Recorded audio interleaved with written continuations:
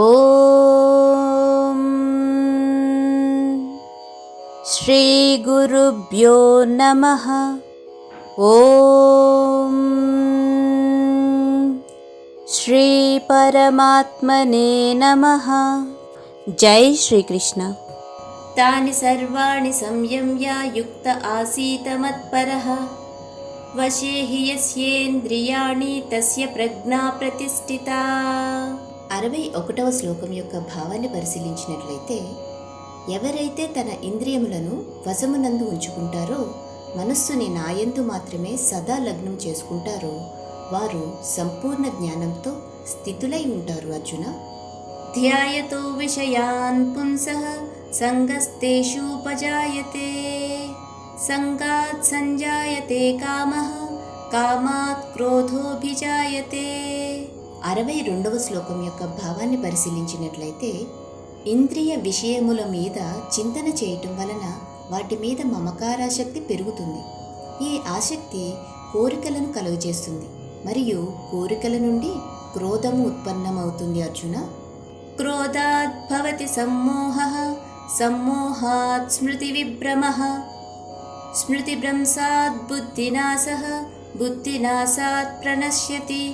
63వ శ్లోకం యొక్క భావాన్ని పరిశీలించినట్లయితే, కోపం అనేది విచక్షణ రాహిత్యానికి దారి తీస్తుంది. అది స్మృతి అంటే జ్ఞాపక శక్తి భ్రమని కలుగజేస్తుంది. ఈ స్మృతి భ్రమ కలిగినప్పుడు బుద్ధి నశిస్తుంది.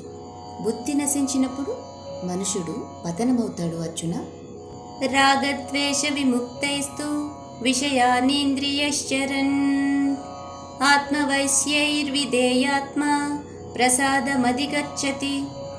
64వ శ్లోకం యొక్క భావాన్ని పరిశీలించినట్లయితే, ఇంద్రియ వస్తు విషయములను వాడేటప్పుడు కూడా మనస్సుని నియంత్రించిన వాడే మమకార ద్వేష రహితంగా ఉన్నవాడు భగవంతుని కృపకు పాత్రుడవుతాడు. అర్జున, ప్రసాదే సర్వదుఃఖానాం హానిరస్యోపజాయతే ప్రసన్నచేతసో హ్యాసు బుద్ధి పర్యవతిష్టతే.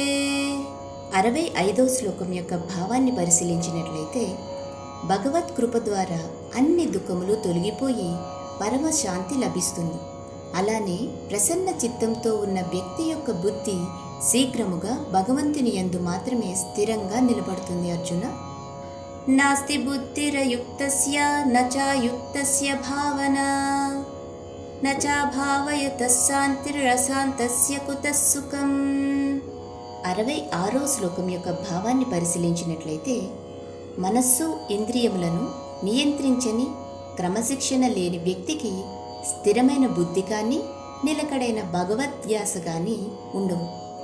ఎవరైతే మనస్సుతో భగవంతుని యందు ఎన్నడూ ఐక్యమవుతాడో వానికి శాంతి ఉండదు.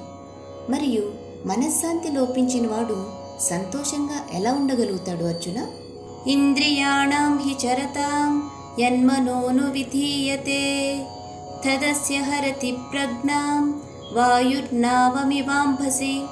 67వ శ్లోకం యొక్క భావాన్ని పరిశీలించినట్లయితే, ఎలాగైతే బలమైన వీచే గాలి నీటిలో నావను దాని దిశ నుండి ప్రక్కకు నెట్టివేస్తుందో, ఏ ఒక్క ఇంద్రియము పైన గాని మనస్సు కేంద్రీకృతమైతే అది బుద్ధిని హరించి వేస్తుంది. అర్జున, తస్మాద్యస్య మహాబాహో నిగృహీతాని సర్వసః ఇంద్రియాణీంద్రియార్థేభ్యస్తస్య ప్రజ్ఞా ప్రతిష్ఠితా.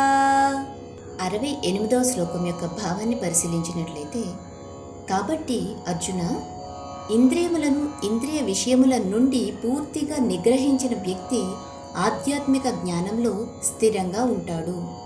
యాని సా సర్వభూతానాం తస్యాం జాగర్తి సంయమీ యస్యాం జాగ్రతి భూతాని సాని సా పశ్యతో మునేః. 69వ శ్లోకం యొక్క భావాన్ని పరిశీలించినట్లయితే, అన్ని ప్రాణులు దేనినైతే పగలు అనుకుంటాయో అది పండితునికి అజ్ఞానపు రాత్రి, మరియు అన్ని ప్రాణులకు ఏది రాత్రి అని అనిపిస్తుందో అంతర్ముఖులైన జ్ఞానులకు అది పగలు. ఆపూర్యమానం అచల ప్రతిష్టం సముద్రమాపః ప్రవిశంతి యద్వత్ తద్వత్ కామాయం ప్రవిశంతి సర్వే శశాంతిమాప్నోతి న కామకామీ. 70వ శ్లోకం యొక్క భావాన్ని పరిశీలించినట్లయితే, ఎన్నో నదులు తనలో నిత్యం కలుస్తున్నా ఎలాగైతే సముద్రం నిశ్చలంగా ప్రశాంతంగా ఉంటుందో, అదేవిధంగా ఎన్నో వాంఛనీయ వస్తువులు తన చుట్టూ వస్తూనే ఉన్నా కూడా చలించని యోగి శాంతిని పొందుతాడు. కోరికలను సంతృప్తిపరుచుకోవటానికి మాత్రమే కృషి చేసే వ్యక్తి ఇది పొందడు అర్జున.